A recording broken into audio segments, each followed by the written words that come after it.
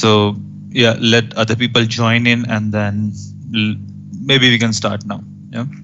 Perfect. I'll share my screen. Do let me know if it's visible. Just, I'm not sure if it's. Yeah. Just one request. Is it okay for us to record this meeting for our own internal purpose, or do you have some kind of restriction? We do not want any customers' data to be uh, recorded. Is that No, fine? no, please do. In fact, please also share a copy of the recording. It Yeah, will sure, sure, sure. help us also. Okay. Okay. So I'm recording the meeting. Yeah. Is my screen visible? Yes, it is. Okay, great. So let me guide you through what Gramex does using our website, which is public, and you can find all the information there. But before that, maybe I'll give a very brief introduction to Gramner, which will help you understand the context of Gramex as well. I'll keep this short. I'm in fact basing this on a previous discussion that I've had with the team. So very quickly, I'm Anand. I'm one of the co-founders of Gramner, along with some of the other people mentioned here.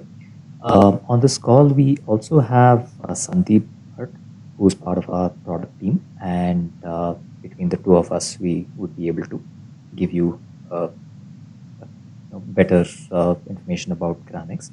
The reason I'm mentioning this is effectively Sandeep can act along with me as your primary point of contact for any questions or clarifications or just explorations related to Gramex. As for Gramner, continuing on that, the reason we exist is to narrate insights from data as stories. Data is our primary focus. The volume of data has been growing exponentially, but our ability to understand data has not been growing at all, let alone exponentially. And we see that this problem has two aspects. The first is getting insights from data. Not all analysis is insight. In fact, to us, an insight is characterized by three things. It needs to be big, useful, and surprising. We use the acronym BUS to convey that. Big in the sense that it has to be substantial. A change in the bottom line of 0.1% is not really that big. It also needs to be useful in the sense that it should be actionable. If someone says that the best thing that you can do to improve the strike rate of a cricket team is to have them play for Australia or South Africa, of course, I want to improve our cricket team's strike rates, not change the player's country. So it needs to be something that is actually actionable. And the third is surprising. Tell the user something that is not obvious, not something that they already knew. And these three to us characterize an insight. And that is an essential condition for people to extract value and meaning from data. The second that we see is a story. Stories are a very memorable format. And what that means is it stays in people's minds and therefore it is more likely to lead to action. Secondly, they're also a very shareable form. So it leads to collective action. And stories have a specific structure. They have characters, they have a context, they have conflict. And by presenting insights from data as stories, what we are doing is shortening the cycle from data to action. That's what we do. And where Gramex comes in this is part of the way in which we do this. The first way in which we translate insights, data to insights as stories is through a team of people who discover these insights and narrate them as stories and further our knowledge of the space. This we then standardize into a process and make that repeatable so that people can constantly create the same quality of output. What we put into a process, we also automate into a platform, and that platform is Gramex. And that is what it's intended to do. Make it easier to narrate insights as stories. So what I'm going to do over the next, hopefully keep it to less than an hour, but do feel free to jump in with comments or questions at any point, is to explain what Gramex can do and how you can do the same with Gramex. I'm going to dive into the website itself. This you will find at gramner.com/platform. You can just go to gramner.com and select offerings platform and you will come to this page. Firstly, if you want to just dive in, you can click on Get Started, and that will take you to the guide's installation instructions, and you can start installing the community edition of Gramix right away. What I'm going to do is explain what Gramix does and how by showing you examples and also how one goes about building some simple applications with Gramix. So firstly, Gramix is primarily aimed at building the data solutions that I talked about, that extract insights and narrate them as stories faster and with less code. That has been the primary focus. So why does it help? Firstly, less code means more quality. And what we do is componentize all of what we've learned and put that into libraries, microservices, and into applications that can be embedded. So we don't have to recreate the wheel. The implication is that given a design, going to deployment takes just a few days. I'll share with you an example of a piece of work, in fact, that we did as a proof of concept with the Altair team. That was done in about 5 days, including a Saturday, Sunday in between.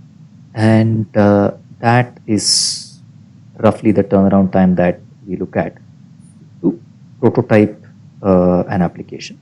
And the amount of time that it takes to go build an entire dashboard is roughly around 2.5 months, right from conceptualization to execution.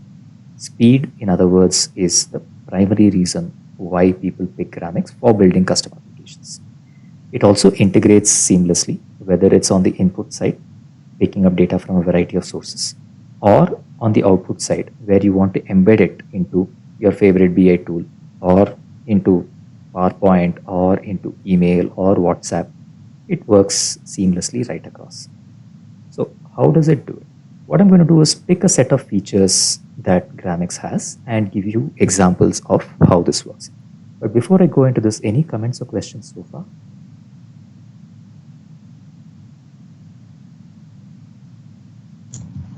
No, Anand, you can go ahead. Let's start with the first example. One of the main reasons why people use Gramix is that you can build any visual with no constraints. This also gives you a counterpoint when not to use Gramix. If you want relatively simple visuals and want to prototype it quickly, Power BI is a good tool, Tableau is a good tool, Excel is a good tool. Gramix is relevant when it's not possible with these, because it isn't as fast to work on Gramix as it is on any of these tools. It is slower. It happens to be faster than building it using, let's say, D3 or Shiny or ggplot or anything that's low level. So let's take an example of that. I'm going to take service requests as an example. This is a visual that we built for an ITSM team. They said, we have a process that goes all the way from draft to submitted to waiting for approval, planning, and so on. And we want to know why our process is slow and what we need to do to accelerate it. Each of these circles represents the state the documents are in currently. So the size represents the number of documents that are in waiting for approval or planning or in progress, completed, etc. And the color represents how long they've been there. So in progress, they've been there for a long time because it's reddish. Completed, they've been stuck for an even longer time. The arcs represent how much time it takes to go from one state to another. So some items jump all the way from waiting for approval directly to completed. Some of them go from waiting for approval directly to even closed. All the arcs that are on top are forward flows. The greener they are, the faster they move. All the arcs below are reverse flows. So this is a flow back from in progress to submitted. And you can see that it's thick. So there are lots of documents, and red, meaning it's slow. Lots of documents go all the way to in progress, and then after a long time get resubmitted. They get completed, and after a long time they get resubmitted. But at a glance, it was possible for our clients to see a couple of things. Firstly, that the main problem is not that things are not moving forward fast. Things are moving forward very fast. But then they go as far as in progress or even get completed and then get resubmitted. So their problem is not efficiency, it's effectiveness. They're solving the problem wrong, not solving the problem slow. Second thing is, why is this happening? Is this happening because the team that's solving the problem is solving it wrongly? Is it that the people who are raising these tickets are raising them wrongly? Is it that some countries, some departments have a problem? That's what the next section talks about. What are the causes of delay? And this is another custom algorithm using something called group means, which is an algorithm that we've developed, which identifies a root cause even if there are a mix of categorical and quantitative variables. What this is saying is described on the right hand side as well. This is an automated narration of what's here, which is that entity, customer, and division are the three largest drivers. These, incidentally, are all end user factors. That is, the problem is not the people solving the tickets. The problem is the people raising the tickets. And some of these, such as R&Q or the customer group DV or the entity US 77, these customer groups are raising tickets that take sometimes as long as 244 days to solve. Further, so yeah, US 77 to 244 days to solve. That's 94% longer than the average, which is just 126 days. Of course, that itself is long. On the other hand, there are entities like one of these are like DR3 that just take 42 days, which is well below the average. Now, if we can get all the entities to perform as well as this, we have a 94% improvement potential in the current structure. Now, this is true for the organization as a whole. But what if I want to only look at one particular region, let's say in EMEA? This is a situation. In progress is not stuck just as badly, but completed is stuck. And while there is less of an improvement potential here, only 56%, the problem is still the customer side, which customer, which entity, which division, and not who's the approver or which is the site that is processing it or any of these. The answer may be different for some other region. So if I take EMEA, let's remove EMEA and take Latin America, then it turns out that this is not necessarily the case. We don't have a clear-cut case for what is the cause of delay. And the answer may well be different here. So you probably don't want to focus on this in Latin America. You can, of course, pick any combination of these entities to filter to dynamically figure out what the problem is, interpret it, and narrate it. But this is an example of a custom visual that can be built with no constraints. I can show you a few more examples of how this works. I'm going to go on to the second example. Before I go ahead, any questions or comments?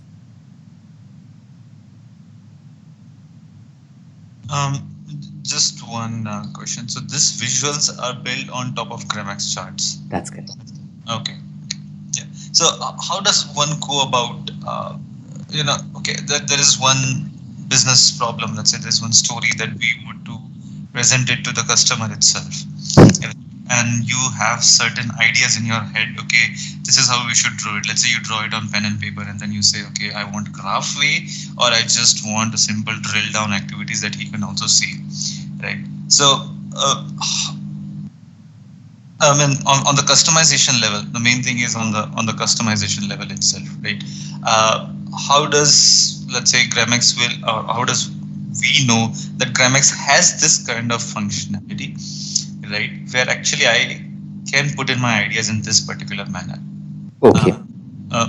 Just I mean, you can say it on your course of your presentation also. I'd rather this be driven by what your questions are, and you can go to the website anytime. I'm available for any other question. I'd rather take your inputs and drive along with that. So let me paraphrase that. You're saying, I think I'm taking away two things. One, how do I know what to build? How do I know GramX can build it? Both are part of the question you asked. Is that right? Yeah, sort of. Yes.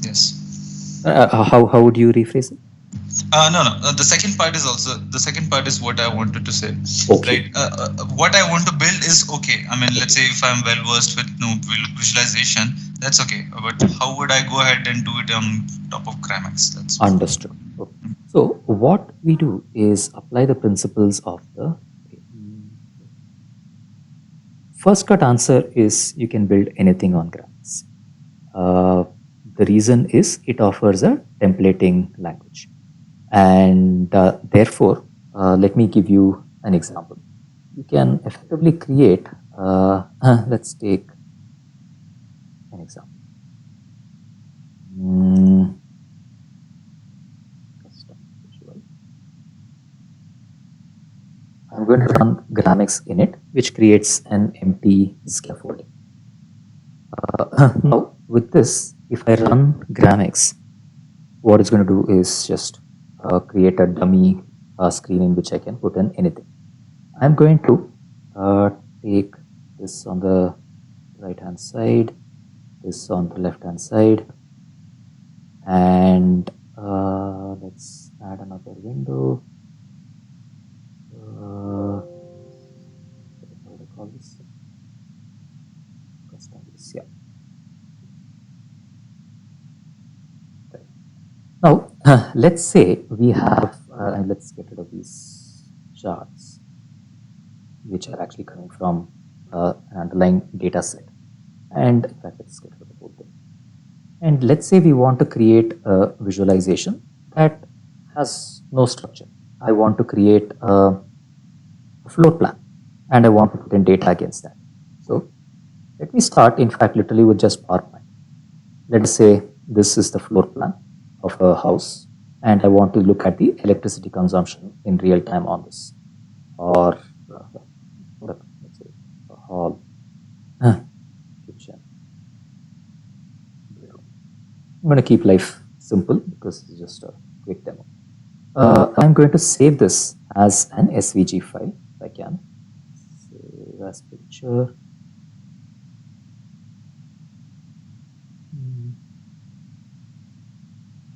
This one is sample.svg.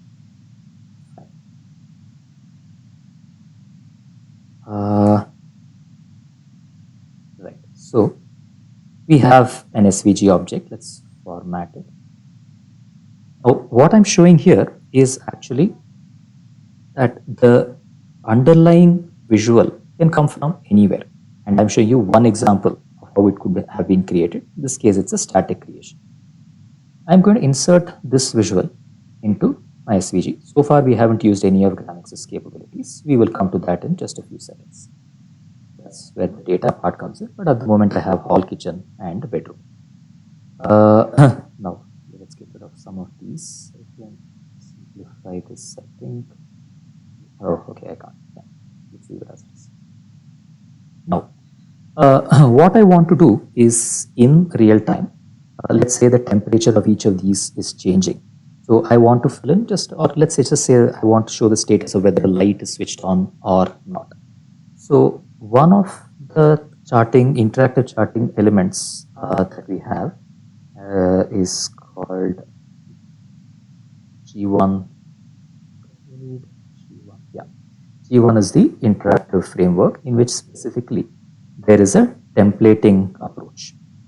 So what I can do is take any section of code and convert it into a template.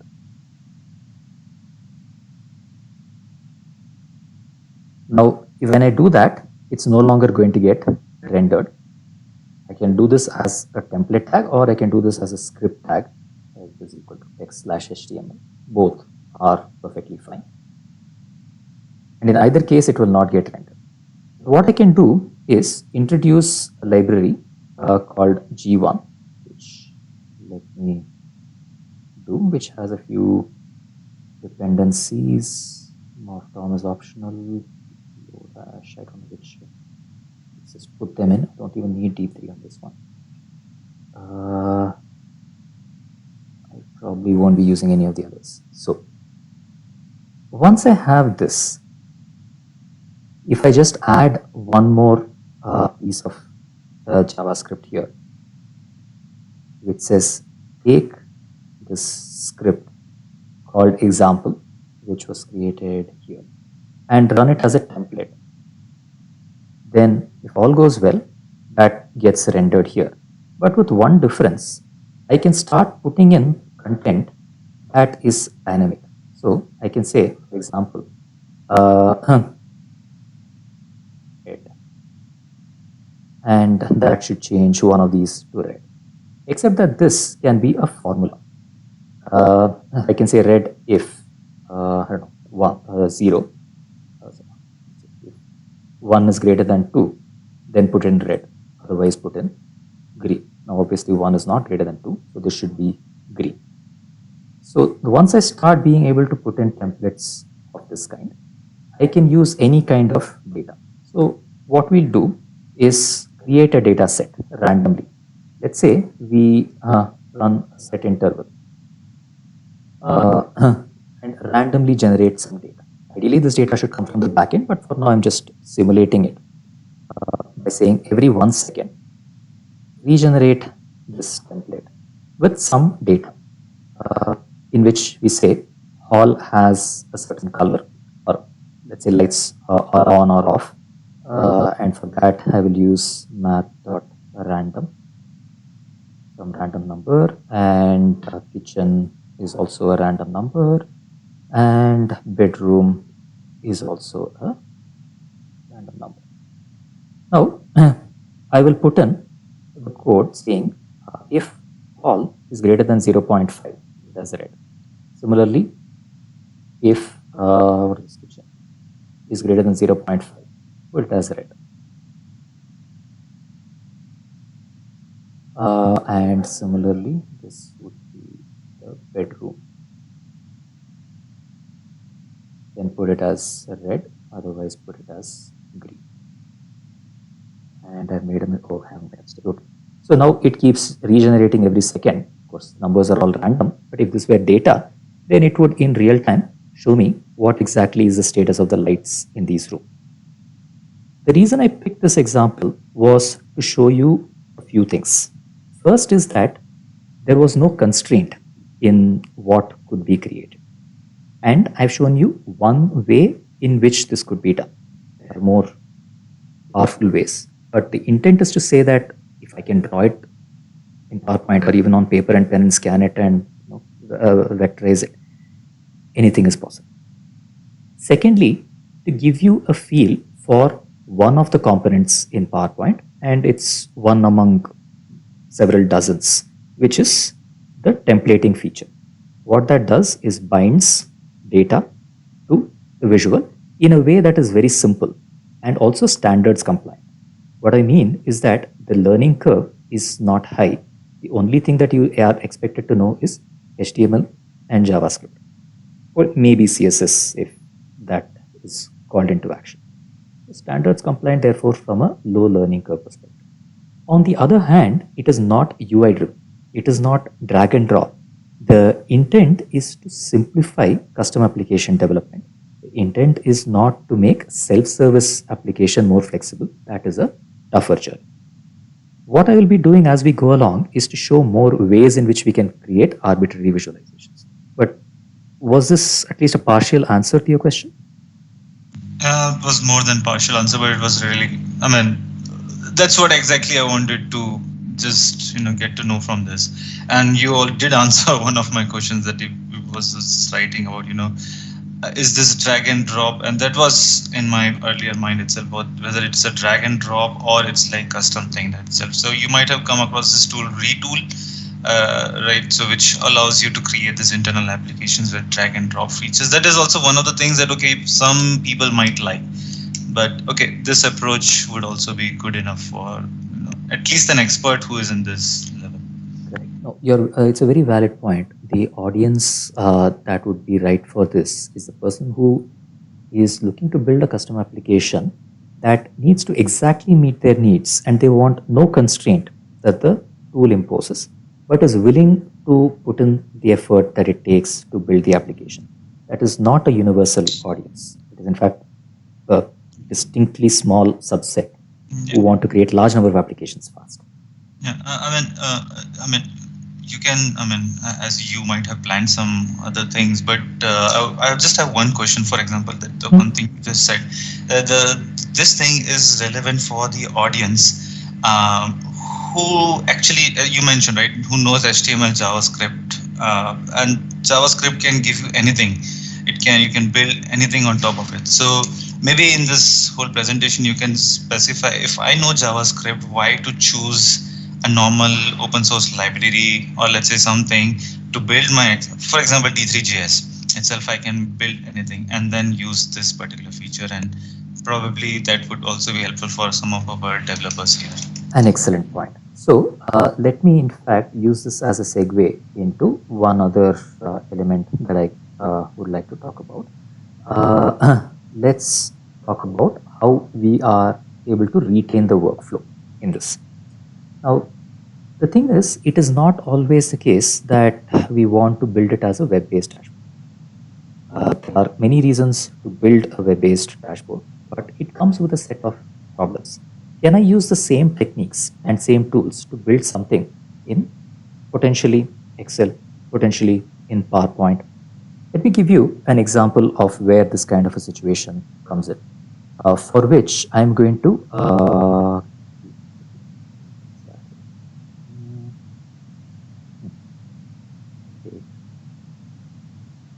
an example of a solution. We had a problem that Microsoft came to us with. For their App Store, they said, we want to understand where exactly the downloads are coming from and where is the growth. And we want this to be distributable to each of the audiences. Now, the audiences don't necessarily have the BI tools. They also want to include this as part of a larger deck. So it's really distribution to vendors that will be working on this. So it needs to be in PowerPoint, but it needs to be interactive and it needs to be editable offline. So what you're seeing is the output from Gramix of a solution that generates a PowerPoint deck where you can see the breakup of downloads by country. US is more than China, is more than Germany. Android 4 was larger than Android iOS 4 and so on. This is anonymized and old data. And the growth is indicated by the color. So iOS 4 was growing faster than Android 4. Why wasn't Android 4 growing fast? Because the games category, which is where the most downloads came from, was pulling it down. So was education and so was tools. The top three segments were pulling it down. Only music and video was pulling it down. Why games themselves were low? Mainly because the newbie segment and the double income no segment, double income no kids segment, BINK, was pulling it down. We can pick any of these segments to explore why something was happening and drill down to the underlying cause behind. And this is being done literally in one slide in PowerPoint. And the deck has a bunch of other features which I'm not going to go into, but there are other drill downs as well as part of this structure where you can see, okay, so the newbie segment is what it is because of this underlying subsegments and so on. How does one go about doing this? Same principles. Now, one of the things that we work on in Gramix is to try and avoid code as much as possible. One way we do that is through libraries such as templating, where we say you can express the visual configuration in a language such as SVG, where you're already familiar with it. If somebody were familiar with D3, the way this would work would roughly be d3.svg dot append to some container. In this case, it would have been appended to, let's say, container fluid, and then dot append of another element, and so on. Effectively, what is in the HTML would have moved to JavaScript. We want to do the opposite. The thing is, this people understand. HTML is declarative. It has no side effects. It is configuration. It literally shows what needs to be done. And there is no interpretation in this. And JavaScript is a lot more procedural as opposed to declarative. And our aim is to move people ideally to a UI where possible, but we're not there yet, but at least to a declarative, a configuration rather than code.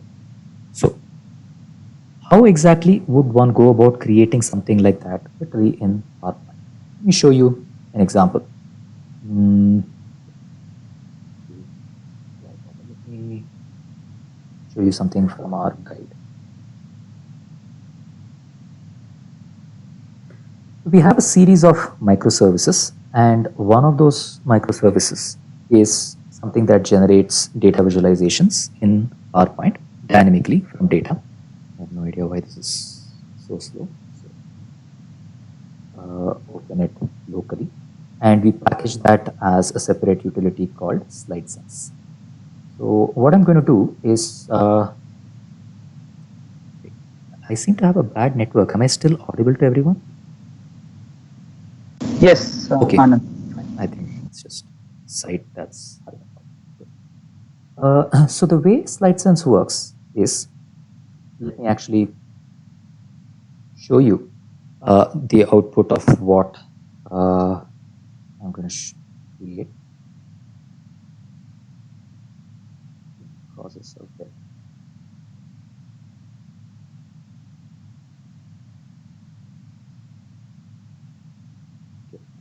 This is a visualization created by Nathan Yao, and he has done this using D3, I guess. I haven't even checked the code. But this was effectively taking data and creating this kind of structure where for ages 1 to 4, 5 to 9, etc., what are the top causes of death across years, 2008, 2009, 2010, and so on. Now, my aim is a person who has lesser knowledge of JavaScript or coding of any kind should be able to do this, or at least should not need too much code to create this. How can we reduce that amount of code without reducing any level of flexibility? Like I said, one of the principles that we use is configuration. The way this would be done is, in fact, let me show you the output. This is a PowerPoint output that was just generated a few seconds ago when I ran the command SlideSense, which when you run automatically creates exactly the same visualization, and I'm not touching the keyboard. This is on a self-run mode. How does that work? Again, through configuration. So Anand, is it a real time or is it means it is, or is it like a snapshot of that? Means as animation it is captured. It is a snapshot in the sense that once a PowerPoint is generated, it is static, but it is real time in the sense that the PowerPoint is generated dynamically. So data changes, it refreshes. So it's not a live connection from PowerPoint. Oh. But what we do is start with a template like this, in which I put in whatever I want in PowerPoint and start mapping, just like we had done in SVG. It doesn't have to be done in SVG. And I start mapping each of these elements back to the data, not using code, but using the same principles that D3 provides using joins as configuration. What does that configuration look like? Let's open this. And this is the configuration. The bulk of the configuration actually starts from line 7, where we say open this template file. Pick up the data from a file called mortality.xlsx. This could be a database, it could be a Hadoop stream, doesn't matter. Put in whatever transformations you want. In this case, we're just saying show the top 10 ranks. What we then do is put in a series of rules. Copy the slide so many times. Then the year field, that this particular one, that the shape named year, put in the text as whatever is the key on the basis of which we copy. Then take the shape called rank. This shape called rank, clone this shape how many ever times. I can either specify this with data, like I'm doing for age. We take the age shape and we say keep replicating this as many times as there are age, or I can do it explicitly by saying clone this shape so many times. And you'd see the principle as being very similar to D3 in that we still have the joins. But I don't need to specify the styles or any of that using a JavaScript kind of an environment. If I wanted this to be in a different font, this is currently in Consolata, but let's say I want it in Impact and I want it in bold and I want it in some other background color, some other foreground color, and whatever. And let's say I want to change the whole thing to have a background which has a picture fill. Yeah, let's go with this, and I save it. When I run SlideSense, what this does is takes this set of rules, applies it to this same template, and recreates the output by mapping the data. The bulk of the code is going into positioning it, and this applies the result. To summarize the answer to your earlier question, we want to move as much away from code into configuration. The idea is that people are not able to debug or in so many ways even create code, partly because of the side effects, partly because of the verbosity, partly because of the complexity. Moving it away from that into configuration is the big step. Moving it into UI would be a bigger step, but we are yet to figure out how to do that without taking a certain amount of flexibility away.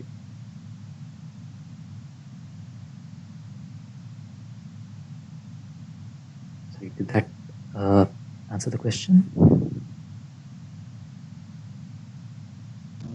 Yes. Any other questions?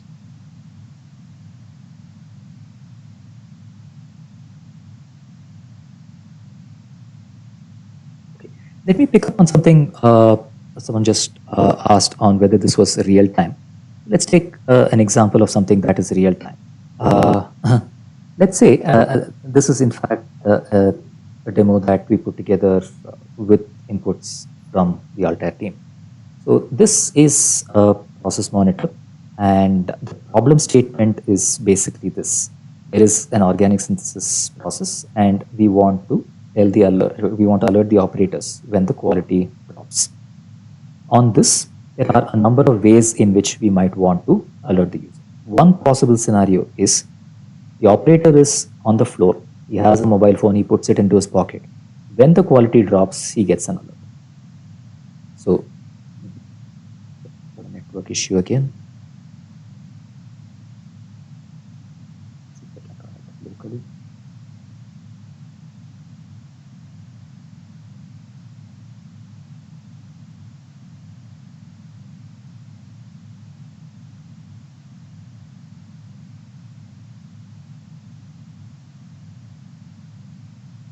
Just bear with me. What I'm doing is running the same application locally, but your network may be better, so you'll be able to see it on the website.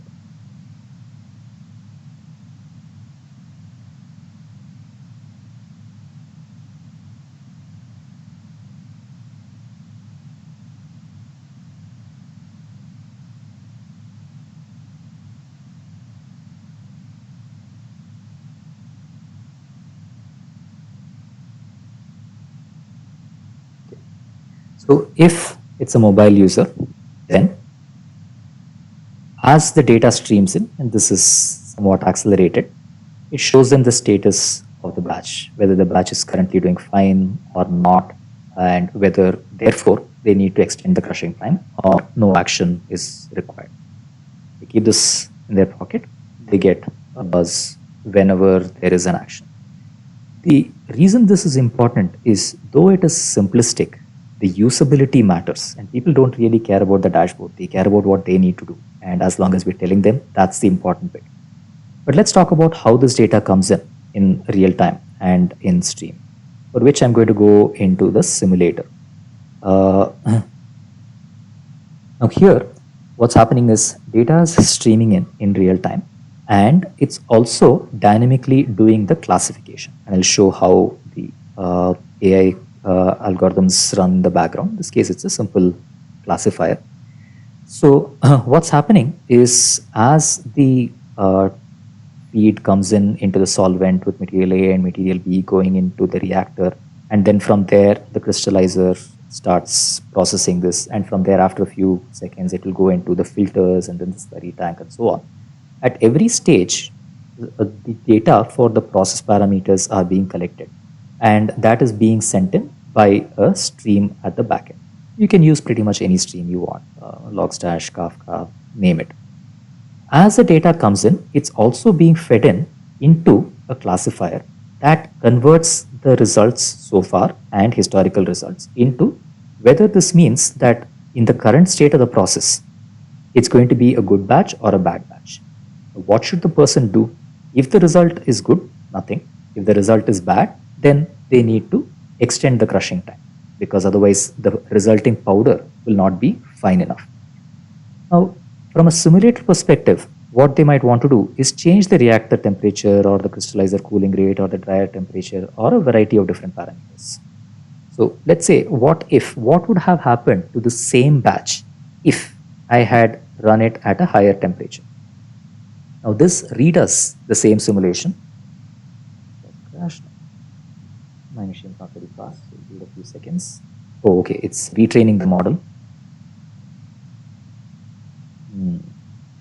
And I've messed up retraining the model.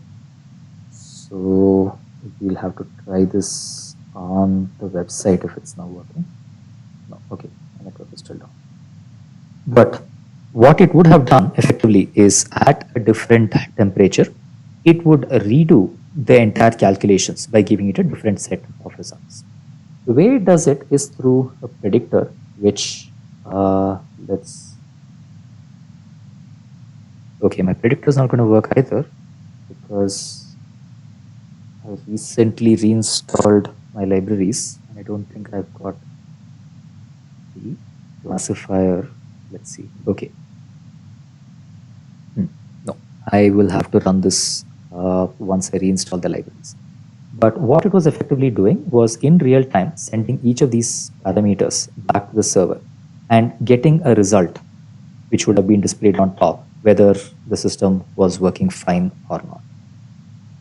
In summary, as we saw in the earlier case where we saw the floor plan with the kitchen, bedroom, etc. getting updated, the same data comes in real time, and that is being handled by another microservice. Let's see if this... No, I guess the site is down. Oh, the site itself is down, is it? Yeah, it's because I'm not able to load it from my side. Perfect timing.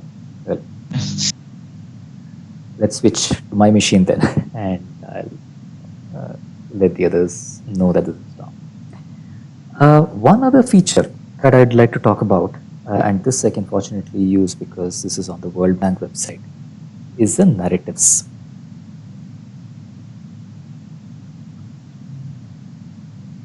This also won't work, but this will work.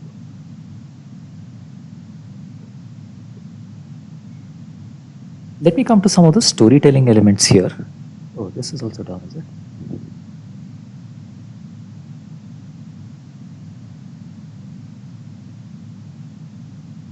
This is odd. It looks like a number of sites are down.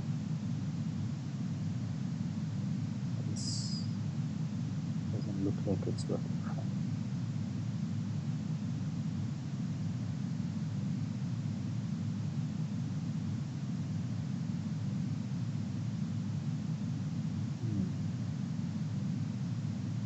Okay, I'm going to pause, hope and pray that some of the other stuff comes up. But at the moment, let me just mention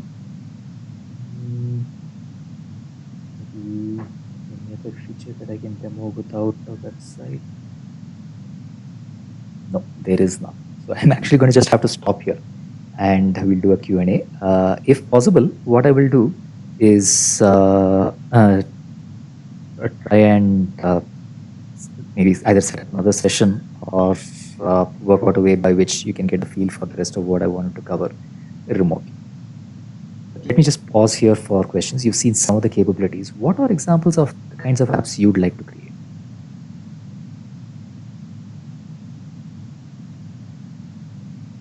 So, Anand, I missed, sorry, the first part of the session. I was in another call. So, I saw only the process and that table you copied into how you configured it into PPT, and that configurations you can take without coding. You can take that PPT configurations into your another slide if you are copying again from your website. So before that, I don't know what you covered, but majorly means our use cases. We are first planning to try for manufacturing use cases. What is that process monitor kind of use cases? But it can be different other use cases. It can be predictive maintenance. It can be like anomaly detection, or it can be anything.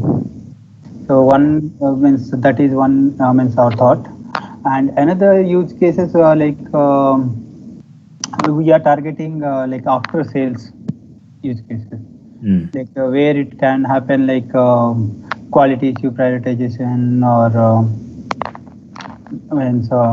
service pack optimization kind of use cases, like all after sales, but warranty analytics kind of use cases. So you have anything, then you can show us like in after sales use cases how we can tell a story, because currently all the use cases we have like on machine learning model building.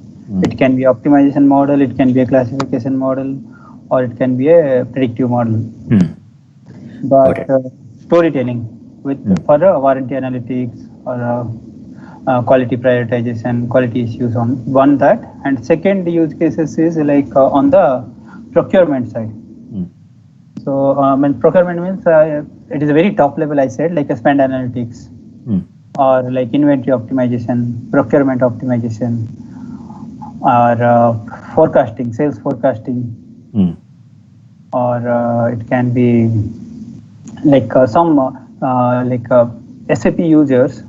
We have a data prep tool. Whether you do, means we have a data prep tool which can connect to multiple data sources, and it can connect to any database, or it can connect to any like ERP or a CRM kind of applications, or a database, or it can be connected to a unstructured file also extract the structured data. So wherever any data flow like invoice processing or purchase order processing, like some data is coming and you have to connect to some ERP system, so that in data engineering workflows or data preparation, or we say RPA processes, right? The robotic process automation for any reconciliation reports. So that there also, when we are positioning that solution, where analytics is not there, or we are not, visualization is not there, only we are positioning or connecting to multiple data sources. We do some data preparation, data wrangling, data cleanup, something, and finally we generate a report as per your requirement, and this whole process can be RPA. That is the top level goal. But how you can tell a story to Ramay? Got it. So I understand the domains, and I'd love to show some examples, but at the moment I don't think there's any example that I can show, given that. Oh, okay. So it seems to be back up. Well, okay.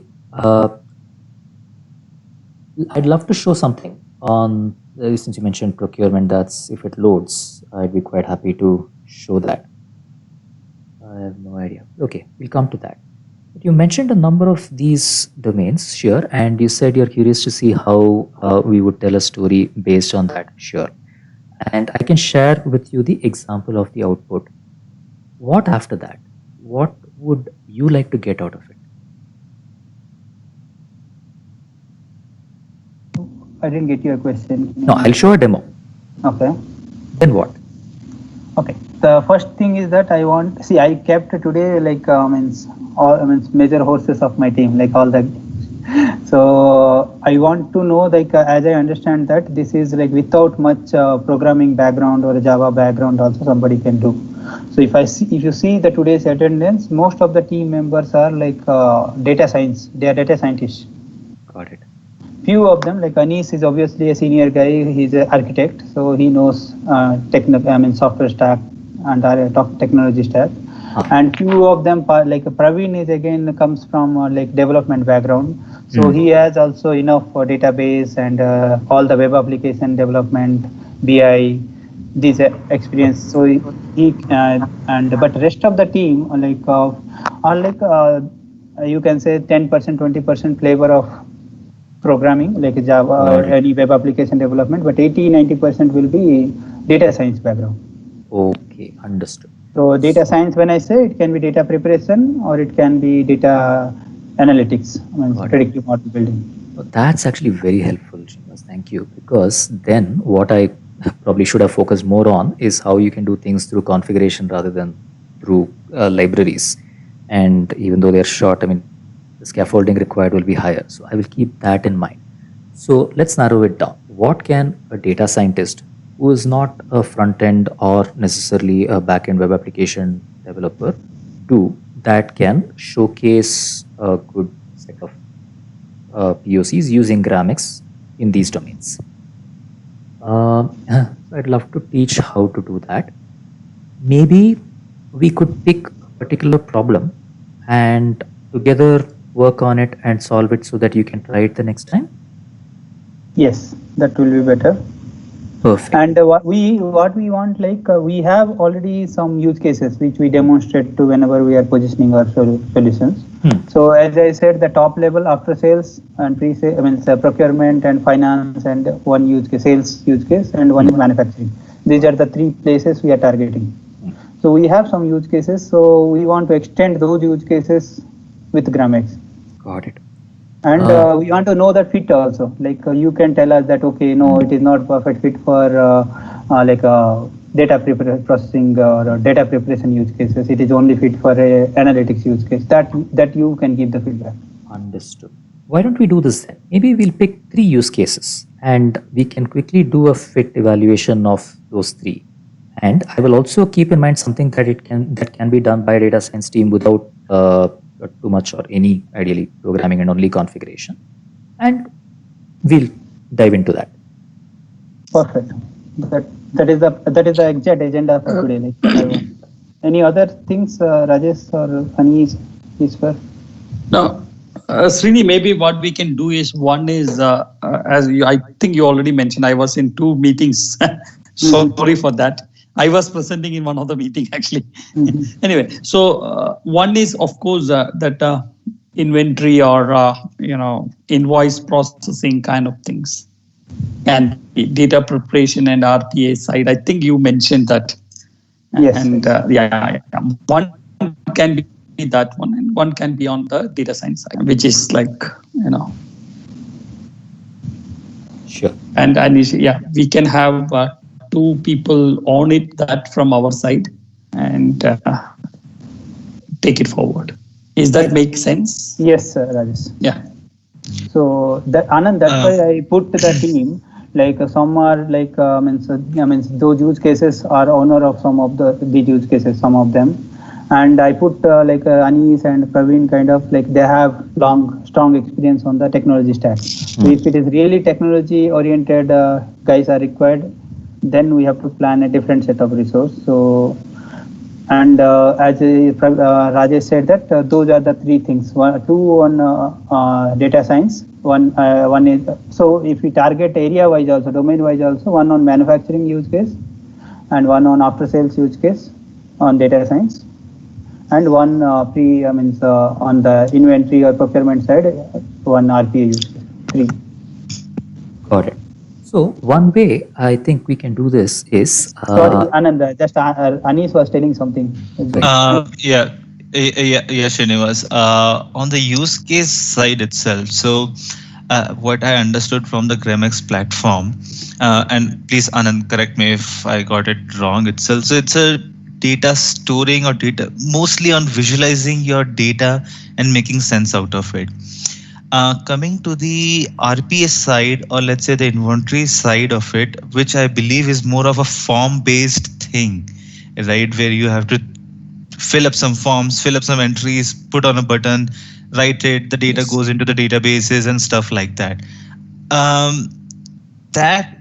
Is that also provided by Gramex, or should we be doing something else on Gramex rather than, what I'm saying is, if it's so strong in visualization, why to even build a form on top of it just to insert a data on top of it, right?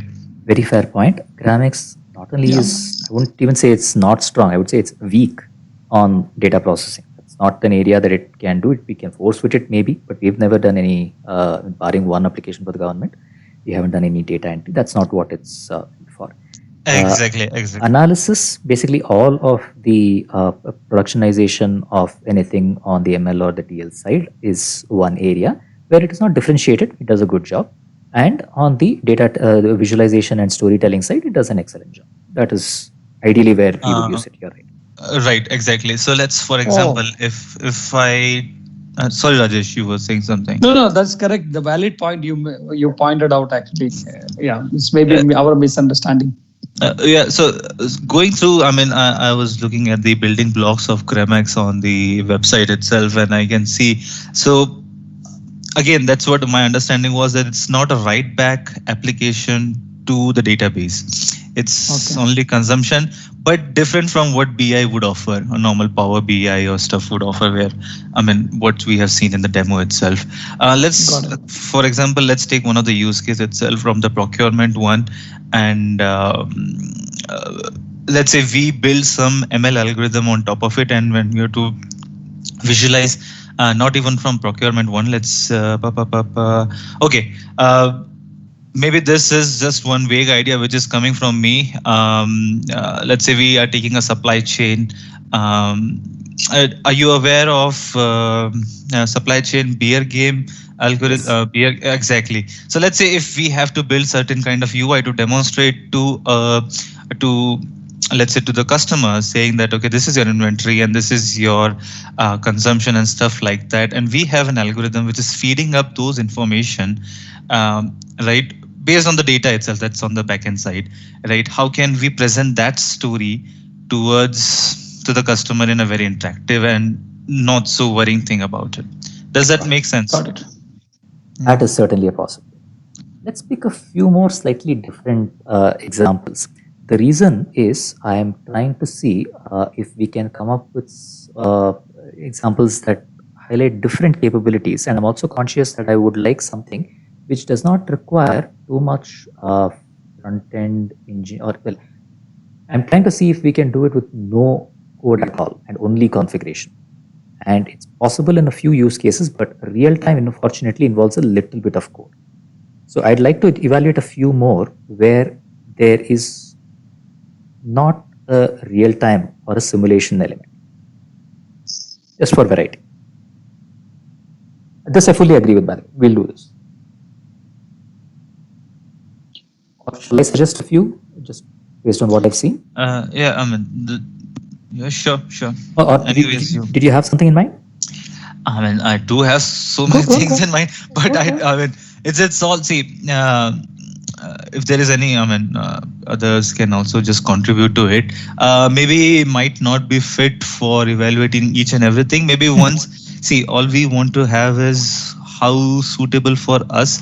For example, as Srinivas mentioned, so you, at the starting of the presentation, you mentioned that the process monitor took 5 days for your guys to build it. So one question comes here is, how many days it takes to make an application in 5 days for us, Correct. right? You'll need to be trained. So, yeah, we need to be trained, and how long is a steep curve and all that stuff, and whether it makes sense after putting our efforts in which plate itself. Is there any boilerplate code which is already available for stuff like this? And yeah. So okay, that's few of the things on my mind. I mean, please, you can also suggest some ideas from your side, then we can see. Anis, actually, you brought the right point. Actually, Anand, my point is that like so we take the best possible cases, and we take after 2 months the results is coming. That will like it should not sleep. I mean, my point is like with less effort, because the team is new to this platform. They have to learn and build it, and if something reusable components are there, means your platform provides, or your platform strength, and what is our requirement, if we can find a marry of both, and we can come out of a solution of faster, within, maybe we can target it for first solution maybe 3 weeks, 2 weeks, or like I have to take the timeline from you, from your experience, how you work with multiple customers. So within 2-3 months, if we come up something, then that will be great. It should not be like with training, learning time only 1 month, and after 1 month we are working, because the team is busy, right, in their own engagements. Correct. So they have to take some of the time and work on it. Got it. Agreed. Let's do that. Then one other use case that comes to mind that we've seen as analysis comes to mind. There's a number of use cases that may be relevant there. Let me come back to something that Anish, you said that struck a chord. Just taking the whole procurement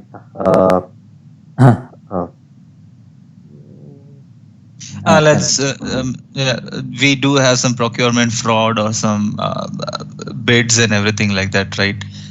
So there's some open data set available to. I mean, it would be similar to the one which you would have stored decision trees or tree maps or certain things like that in procurement side. But I'm not sure how will you find a good data on top of it. It's not a problem. We can sort. Okay, something I like mean that. on procurement side that would be the good one. On the Ishwar said you can help me here on the time series forecasting part, right? Extending the visualization with respect to the time series forecast, where you can mix up the time series data as well as with the histogram on the chart side itself. I guess that would be helpful. That's something that can be done pretty Yeah. effectively. Let's explore that. Why don't we start with these three as something that we can explore and shorten the use cases a little bit. Let me go in reverse order. But So- I don't want like supply chain and procurement and the time series all comes into one side of the sales and supply chain domain. Means I want to target multiple other customer audience also. Okay. If that perspective, I'm thinking you can suggest me either we can go these three, but that way after sales also I can target and manufacturing also I can. Manufacturing obviously we have one already built process monitor. So that either it can be a organic synthesis process, but we can the manufacturing customer gets means feel of it with that. So maybe manufacturing we can skip it, but other two areas I want to target. Okay. So I think so. We can actually see procurement and the supply chain beer game would tell the same story itself over there. So if you want to have an after sales, I think so something on top of warranty analytics, Yes. that we could replace the procurement one, and as Srinivas also mentioned the good point that we would not be telling the same story in a different manner. So warranty analytics is more of you have an after sales and you have products which are coming for warranty, and we do some kind of survival analysis and say RFM analysis on top of, let's say, your failed part itself. That the graphs itself and those things are itself very hard to tell it to the normal business users itself. So all idea is to convert those ideas to, let's say, simple charts or certain things like that according to the process itself. Right. Yep. Got it. That sounds promising as well. One thing from warranty analysis that I can see it from the first service request demo itself that you had, right? So, for example, if a company if a company is getting a warranty, right, and warranty also has to go inside a different processes and different stages inside the company itself. Let's take an example: Nokia having warranties for each and everything. So, how long does it take for those issues to get fixed on a new production line? For example, if I have a battery issues, right, with certain sets of batteries, does it take 6 months or 8 months, and where is the bottleneck in terms of my whole process? Does that make sense? I mean, very Got it. simplistic one. Sometime each ticket going on into each manner itself. Got it. That sounds promising.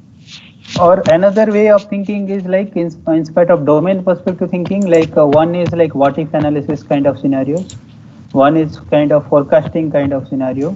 Any forecasting, it can be time series forecasting. That is the top level goal, but it can be a problem of sales or it can be anything. So that perspective also we can think of. Got it. And the aim here is really to create something that A, you can showcase to a customer and they'll say, wow. And B, you can tailor it to different data sets so that it looks closer to their data set, their use case, and you don't have to recreate at least that portion of it every time. Is that right? Exactly. That's why I said reusable. Like it should not be like one set I built and I have to live with that. With maybe tomorrow customer said that in spite of sales forecasting, some other forecasting he said, then I have to I can quickly tweak my existing Gramex database to get my demo ready. Let me add root cause analysis then to this. That's Yes. one of the problems that we see. In fact, people usually start with tell me why there is a problem and what if I change, and therefore predict what will happen in the future also. That too is a possibility. I'd like to.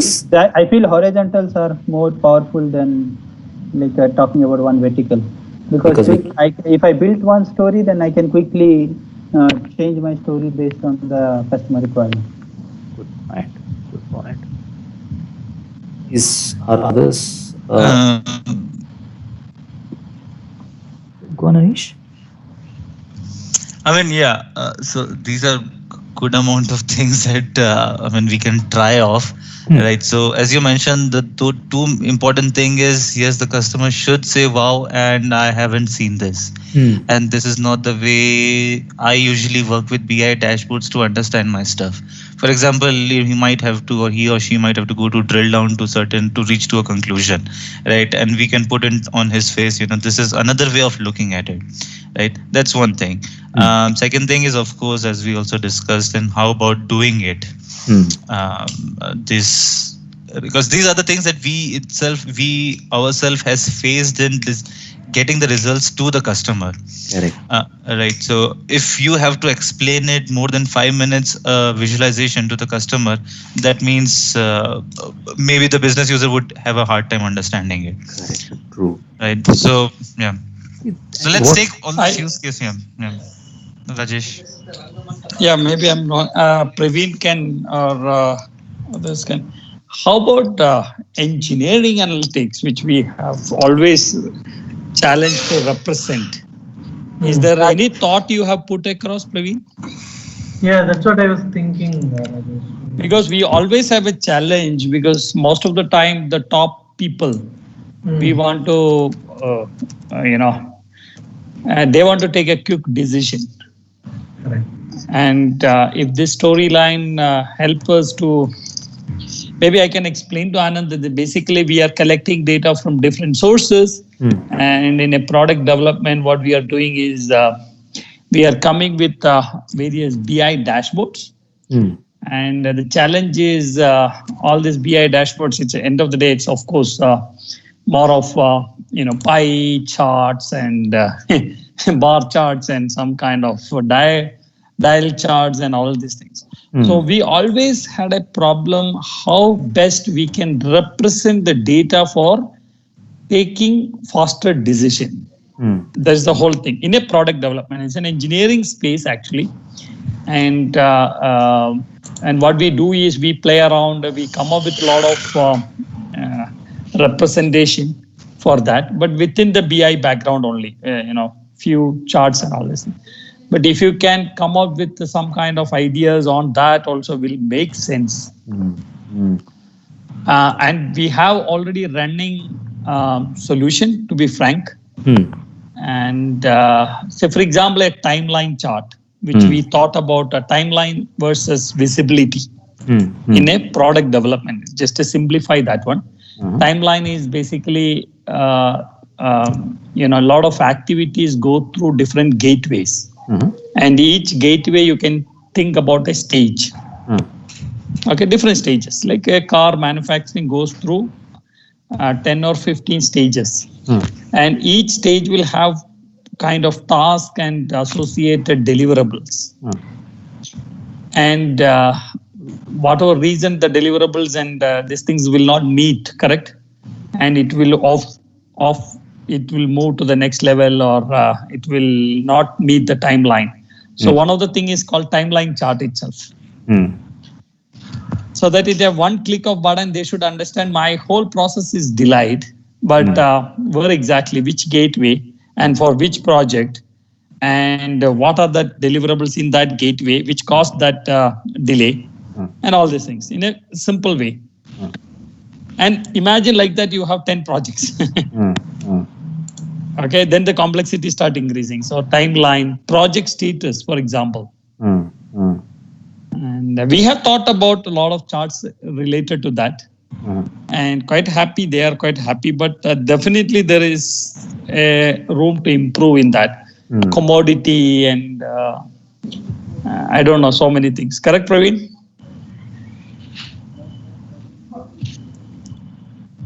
I think Praveen is muted. Sorry, I was muted. Yeah, sorry. Yeah. Will Yes, you yes, think yes. it is makes sense, because there also we are talking about storytelling. Correct. Yes. I mean, when Anish said, BI, traditional BI, yes, it gives a lot of charts, but over a period of time, too many charts.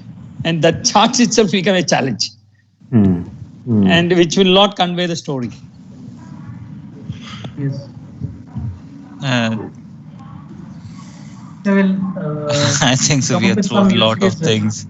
Yeah, we are throwing a lot of things. No, I'm just, but that will be a closer to that one. If one of the chart or something, maybe our internal team itself can try out that actually. Correct.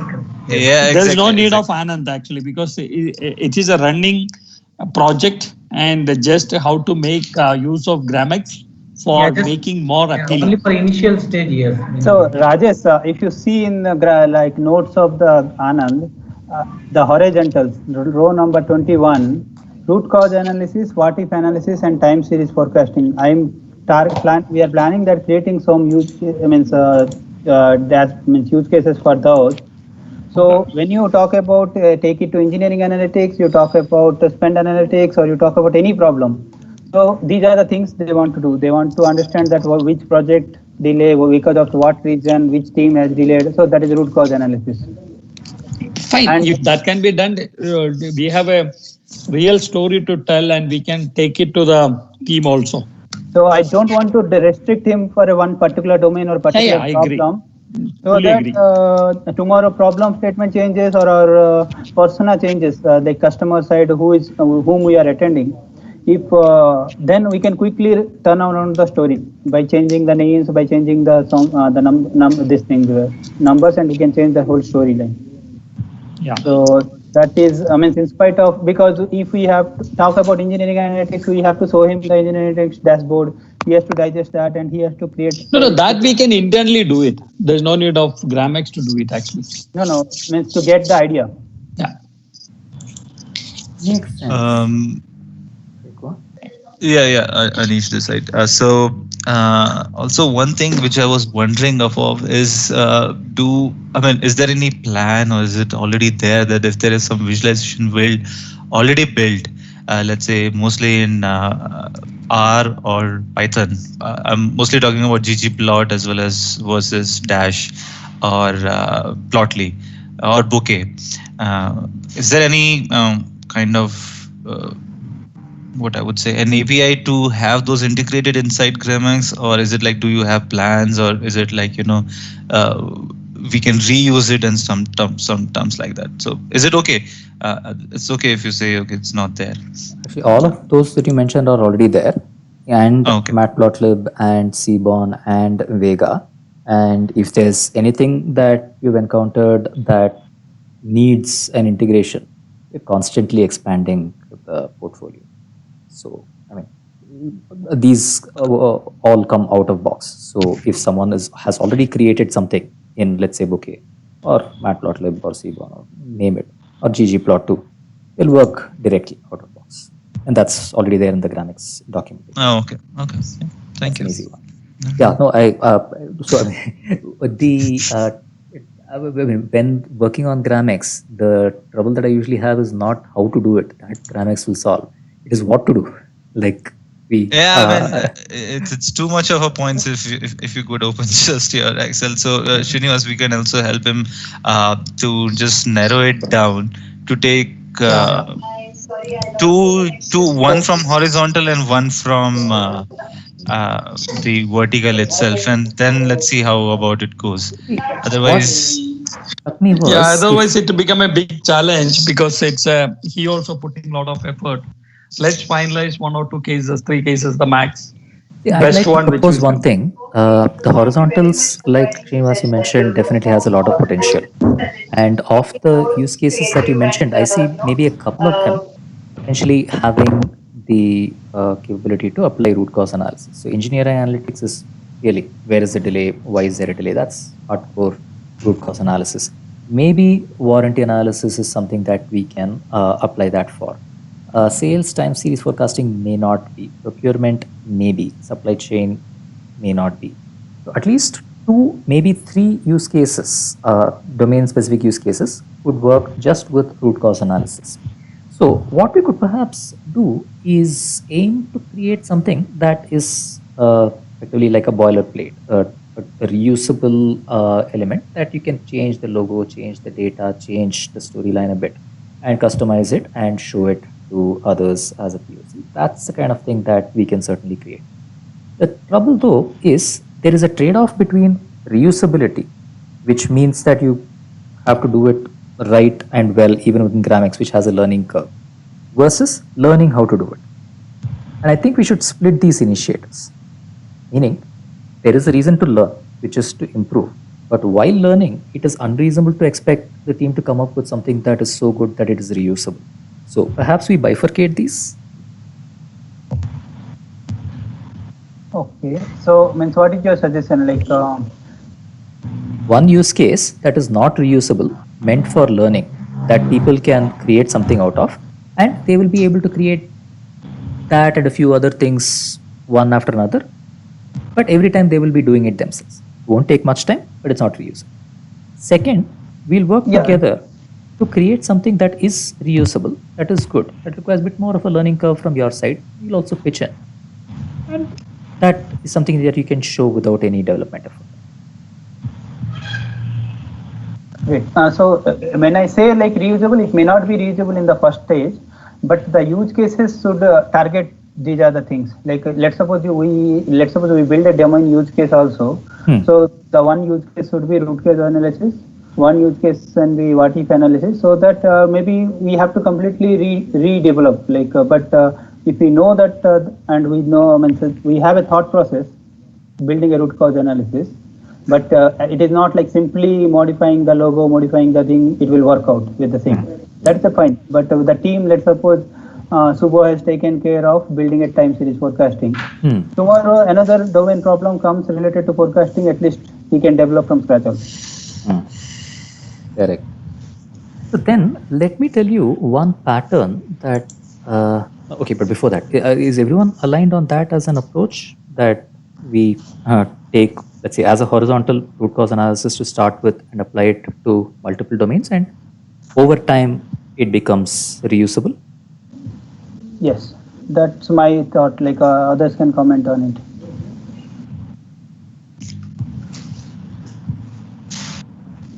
Yeah, that should be fine. I mean, should be fine to start off and just see. Cool.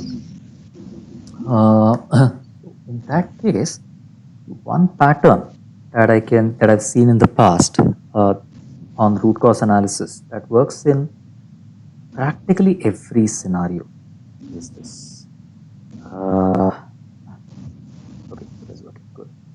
Let me take some random. Okay. Have the right colors.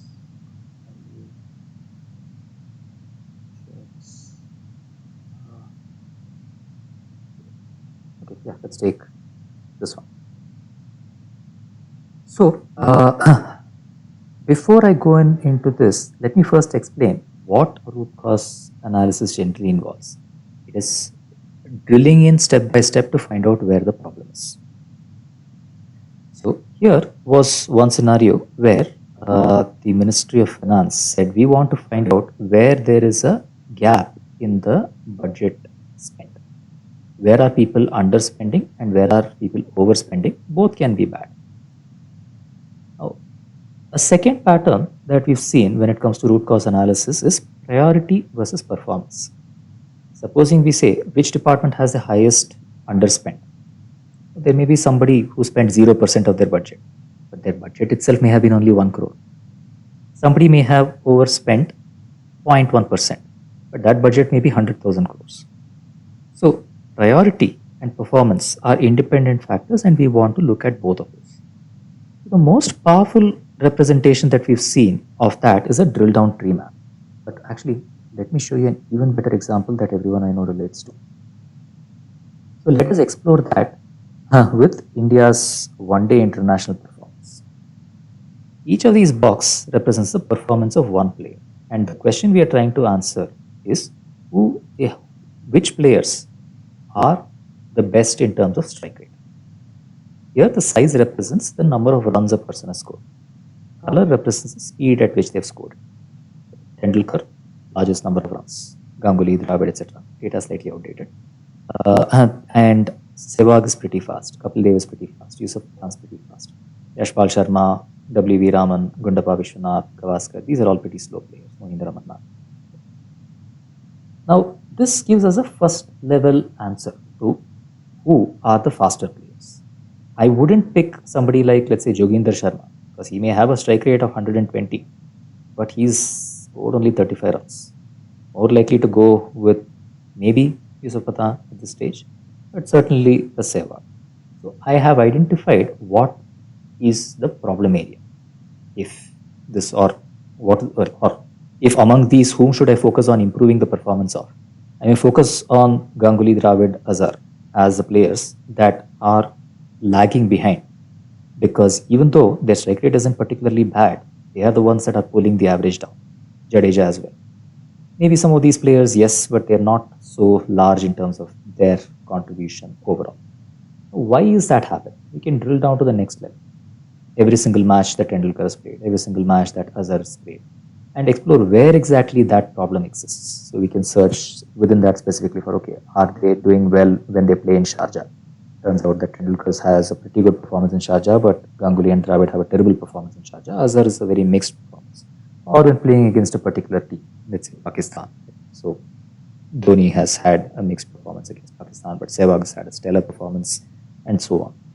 Now, the principle behind this is that we can start at any level. So if I look at this and say the scale is where green is underspending, brown is overspending, and the ministry wanted these color choices because they felt, look, I don't want red and green because it's not as if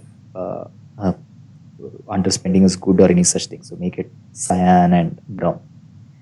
Now we find that loans to government servants is one of the biggest spends, but that's not a big problem. Secretary to the vice president has only spent 52% of their budget, whereas Department of Food and Public Distribution has spent as much as 98% of their budget, getting dangerously close. Where is that? How is that distributed? The main problem is uniform. Food and storage is a bigger one, but as a percentage, loans for food storage and warehousing has gone even beyond 100%.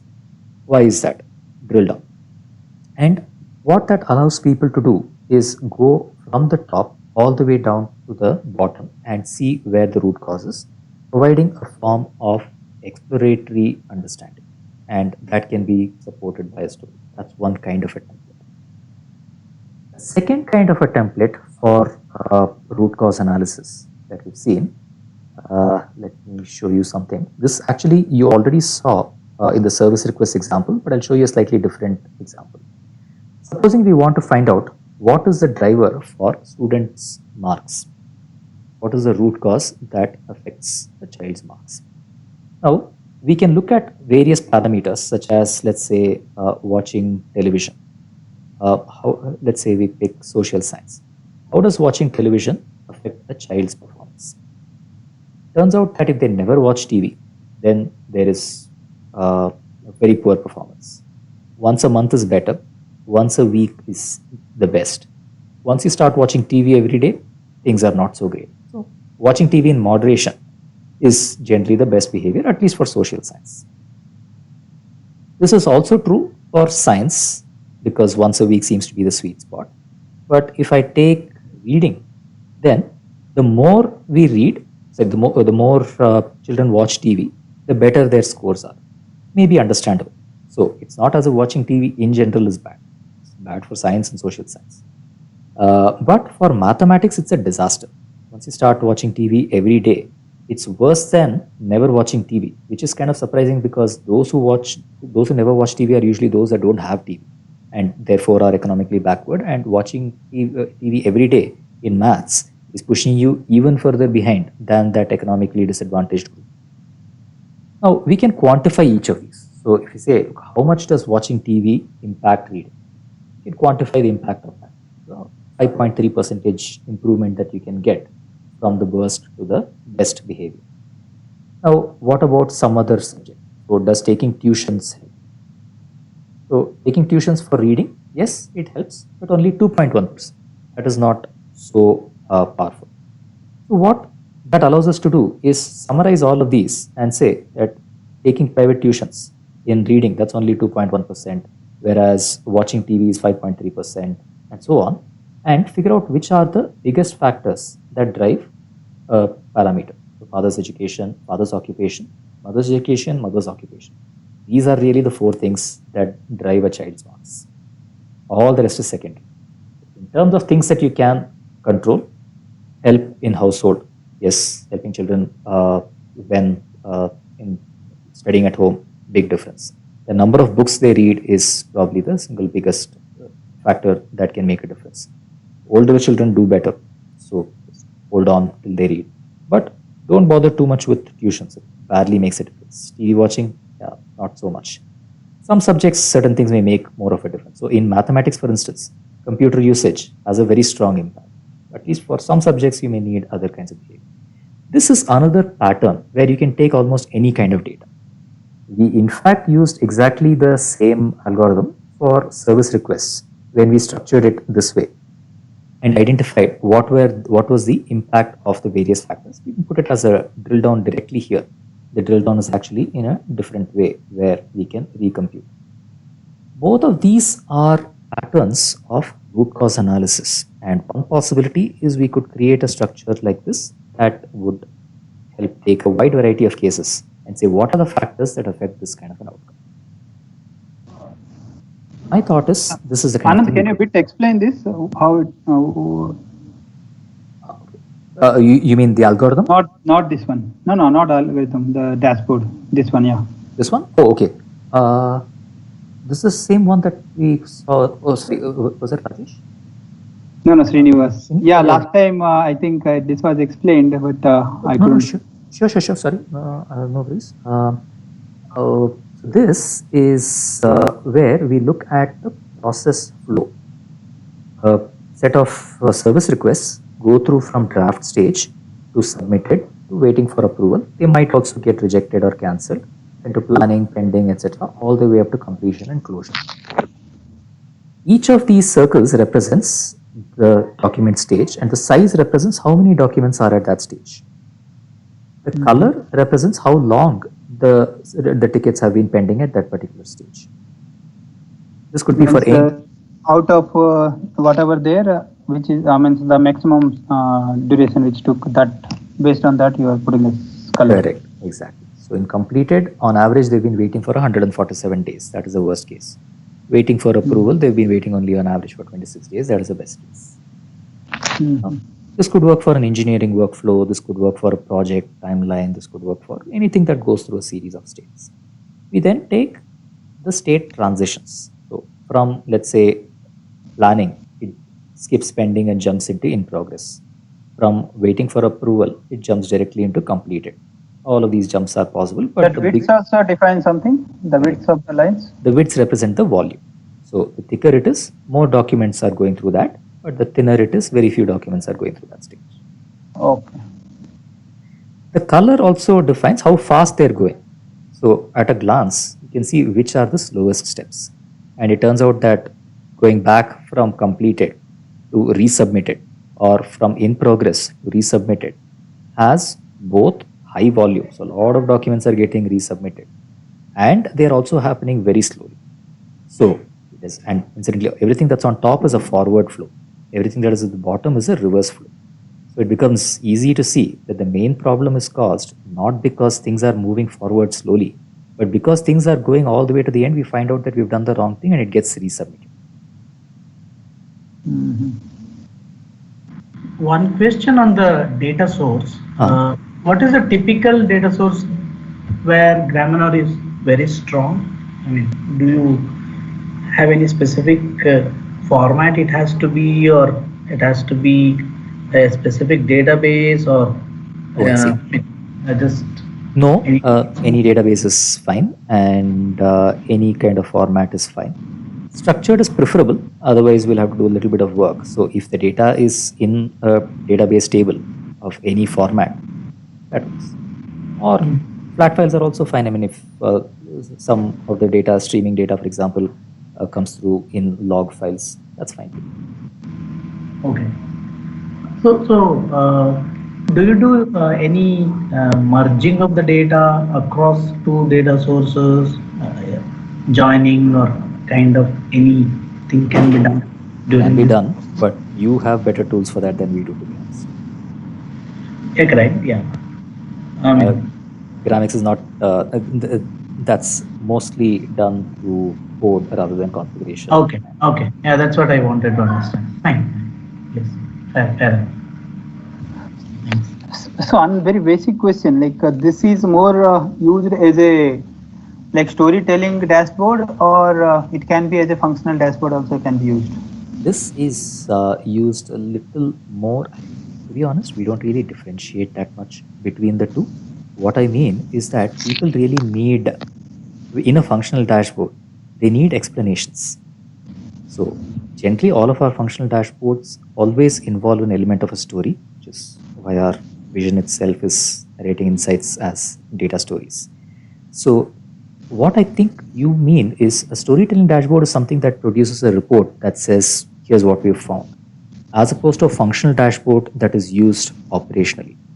We see a huge intersection between the two. This particular dashboard was initially created primarily as a storytelling dashboard in your sense. The reason was their question was, what should we do to make things go faster? Once they find the answer, they are not going to question that again the next day. It leads to a large initiative. So they'll probably relook at it every quarter at best. On the other hand, from an operational perspective, what people really want to know is what has changed between yesterday and today, between last hour and now, last minute and now, which you would normally use a different style of story.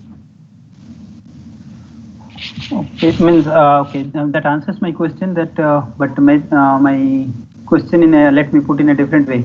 Like if I am creating a real-time dashboard, so it is like it has to call in the backend a lot of functions. It can be a Python transform, or it can be some if you have prepared a data preparation with Monarch, it has to call a Monarch workflow. So depending on the business use case, so it has to trigger some software or some code to run.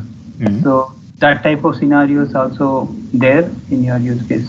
Yes, we can connect to pretty much any kind of API or process, run, send data, get the results, continue the processing. Okay, so it can be a REST API or it can be a Python transform, anything is possible. Absolutely, including a simple sub-process, meaning if you just need to run a program and that produces the results, that's fine too. Okay. So what, I mean, so like, what is the engine? Like if I have to call a C++ function, or if I want to call a Java, so your backend is like Java or something, or it means we have to call through Java, through Python function or C function, or how it works? Python on C in the backend. So if you needed to call a C function, that is possible. If you want to call a Python function, that's straightforward. Otherwise, we'd use a REST API or a WebSocket API or any kind of inter-process communication. Okay, got it. Or just run a program on the command line. Put the data into a file, run the program, take the data from a file. That works too. Okay. And something has to run as a cron job also. It can means continuously it should run in a frequent time interval. That also can be done. That works too. At the back end. Correct. Oh.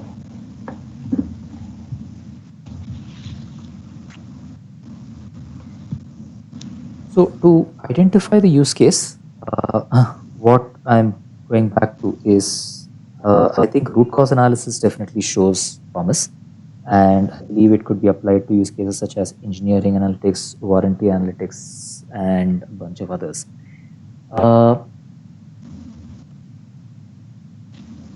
What to build is largely a function of how it's going to be used. And I think what you really would like to do is to take it to a bunch of clients and show this, and also tailor it to their need. Are there any that you either can or want to set up demos with over the course of, say, the coming month? That will be good if you think that we can achieve that within 1 month. Let's aim for it. Okay. What? So shall we target one use case by next month? No, let's certainly do that. But I think it'll be good to also understand how this is going to be presented. What I mean is, building the dashboard is fine. Who's going to talk and who's going to convert makes a big difference also. And I think I'll tell you what has happened. We've built a number of dashboards, and then we go to our sales team, and they don't particularly care about it. And you may have had a similar situation as well. Then they'll come back with a situation 80% similar to what we have. And when we say, look, we already built this, they'll say, no, this is not what I want. So it's 80% there. And part of it is really just buy-in. There's one thing that I've learned, it is get somebody who's actually going to be showing it to the customer, get them to say, this is what I want. Even if they said exactly the same thing that we said, say yes, make a few changes based on their inputs, then build it. The buy-in is enormously high. So how do we get that buy-in? I'm curious about. Actually, I mean, so we are the like pre-sales guys, technical Okay. pre-sales guys. So we only present to the customer. Perfect. Excellent. So then let's do the next thing, which is, if you said, here are a set of customers that you want to be presenting to. This is what I want to present that handles root cause analysis. What we can do is get into a discussion where we can take the features that we need to showcase that will really resonate with that group of customers. Maybe generalizable, but having specific target audiences makes a huge difference. And we'll design a use case around it. And together with this team, start building it on Granix. Okay. And I mean, so another question, see, I mean, so obviously it is like a collaborative, right? I mean, so we want to also position our software and we want to position your, so that take the best of both. So we have already BI tools also, real-time visualization tools, or it can be static dashboard or it can be a real-time dashboard. Right. So if I build some dashboard on that, that can be embedded here, or if I build some dashboard here, this can be embedded there. So the web-based version, which I think is still in development, can be embedded either way. The desktop version, I am not so sure.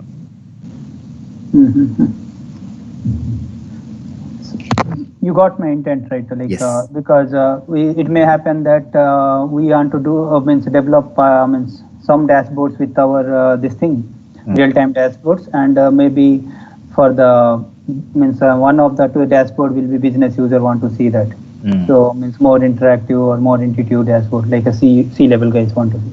So then we want to combine them, like the engineering team or maybe with. So that way, so that means we have to get confirmation. Like currently we are working on desktop version or web version, Gramix. Oh no, Gramix has only a web version. But you are talking about our solution. Our solution, I'm talking about their desktop, not always web only I'm talking about. Then there is absolutely no problem integrating. Okay. I thought like you have one desktop version. No. Software. Okay. Fine. So already, so you have explained like one dashboard has, if they have to develop, how they have to do from scratch. No, what we did was showed snippets of how to do it. My proposal is we identify what the use case would be and then use that to work with the team to learn. A team of experts can build an application like Process Monitor in 5 days. To get to that level of expertise, it will take a month. Okay, but if at this stage, how much time it will take, you think? Like if that problem you give to the team, one of the team member, and obviously you will give basic learning and he will also, so you think that it will take 2 weeks or 3 weeks? how much time you think it will I take? think it is good to plan for 3 weeks, given that they'll have other commitments as well. And also, we'll have to keep it very narrow and focused. And I strongly believe that we should split the intents. One to showcase, for which you will need more support from us, and one to train, which can be used as an example in one scenario, but not necessarily reusable. Okay. So, okay, to start with, shall we go for first use case as a root cause analysis? And we will fix one problem statement, like one domain and one problem statement, because without that we cannot come up with any solution.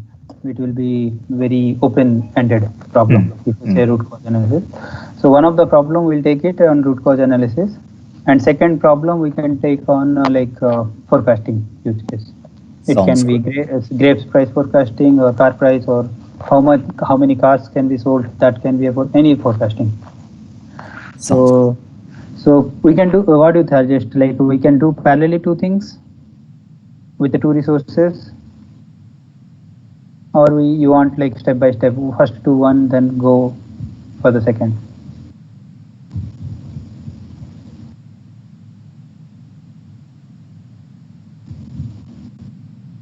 Can you hear me?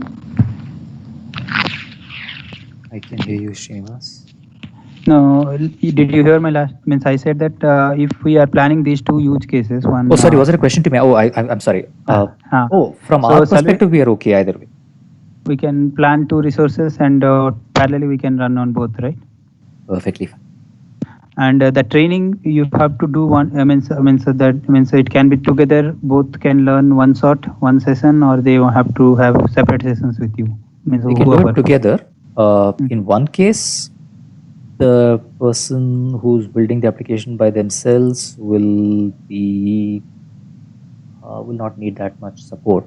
The other case, in one case, it'll be we building the application and someone from your team joining in to learn with us.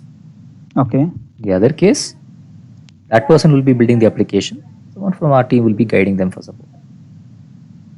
Okay. So maybe I separate. feel that how you think of the second one. The second one, if you do, then they will learn also. They will understand the challenges also, and how much time it will take. We'll get a realistic picture. True. And because tomorrow, if you are giving a proposal, we should from the effort side also I should be clear. Correct. How much time it will take. A good point. Let's do that. And what is the plan? You are the sole point of contact from Gramex side. Sandeep and I, Sandeep Bhatt, who he introduced himself, introduced him at the beginning, but the two of us can be the contacts. So Sandeep's part of the product team, and he can be the person who will coordinate this. Okay. Fine. Nice. Hi, Sandeep.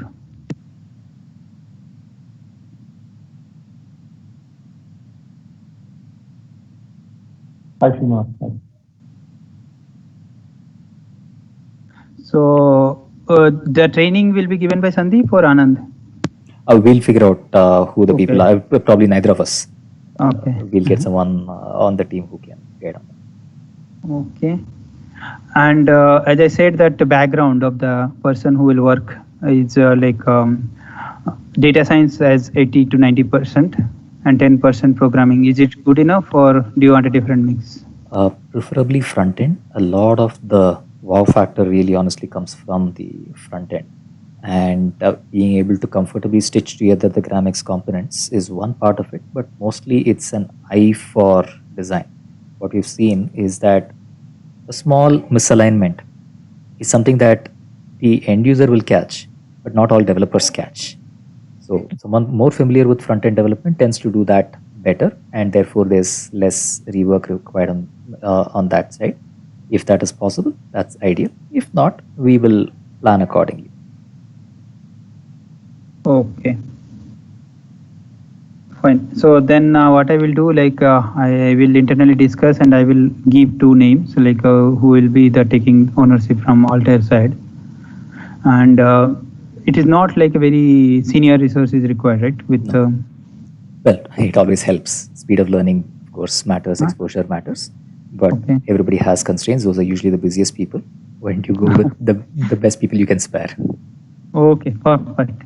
So we finalize the use case for the take it forward, and we will finalize the people means name I will send you, and then we can so then we have to figure out like how many sessions are required to learn and what they have to learn by themselves, going through some tutorials or training material. Yes. And we have thought about the horizontals, but we have to think about one vertical use case, so that root cause analysis and forecasting. Yes. And already we have built our machine learning model with our Knowledge Studio. So, and Knowledge Studio is a platform where you can finally the scored model can be output as a Python code or R code or a SQL code. So that we have to decide that based on that which is perfect suit for your platform. Sure. Which is the best compatible. So that part is already ready. Only we are thinking the story building part. Perfect. Great. Let's take that and build on it. Your one not only the technical part, but your like expertise on the storytelling. That is also very much important. Fair enough. Yes. Because that is the strength of GramX, right? Taking any business case, tell the story. That also, these guys, because data scientists, right? They may not have a whole background of that storytelling background. We'll plan for that. Okay. Thanks. So, Anis, Rajesh, any points? Iswar?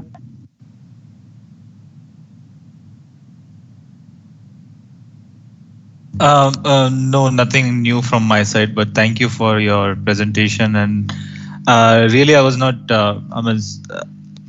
to be very honest, I was thinking that it might be some other same dashboards building things like let's say D3 or Plotly, but I did enjoy the stuff that you have shown, especially in the presentation slides and SVG1. I wasn't aware of it, but yeah, and thank you for your time on this and presenting it to us. Yeah, as Ani said, like first my point was today's agenda was to understand like we should not compete each other. We should collaborate. That one I want to get the answer properly. And the second thing was that as there are many open source are there, so how we can differentiate, because finally this cost will add up onto the total cost when you give to a customer, right? And they should be ready to spend that. And that is also answered. Thanks a lot. Perfect. So I'll look forward for another session when we can discuss the use cases. Okay, great. Okay then. Thanks your Okay. time, Anand and Sandeep. Thank you, everyone. Thanks. Bye-bye. Thank you. Thanks, everyone.